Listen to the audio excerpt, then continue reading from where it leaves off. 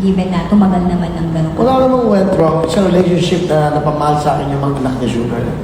Parang naging anak ko kasi hindi ko nakasama yung mga anak ko. Doon ako nabaling sa mga anak niya. So doon ako nag-i-enjoy kasama yung mga bata. Binoblower ko yung mga anak niya. You know, naging anak ko talaga. Totoo naman yun. Hindi man ako magdi-deny dyan. Hindi mo naman dinideny yung dapat na totoo eh. Saka hindi ako magsisinungaling. Yes, maging maayos naman. Kaya lang, it's just that siguro, hindi talaga para kami sa isa't isa. So, pero yung talagang nagpasaya sa akin doon, yes, si Sugar din naman, di ba? Saka yung mga anak niya. Yun talaga yung naging, kasi nga, hindi ko nakasama yung mga anak ko. Parang, naging happy ako na nakasama ko yung mga anak niya. Parang dun, yung bang, yung naging, ano ba, yung naging naulila ako sa mga anak. Parang ganun, parang doon ko na alam naman ng mga anak ko yan. Saka hindi naman mga sila sa anak ko eh.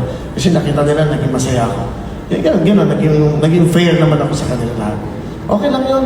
Saka hindi mo dinidena yung naging karelasyon mo. Kawawa naman yung babae. Totoo naman yun. Hindi ako ganong klaseng tao.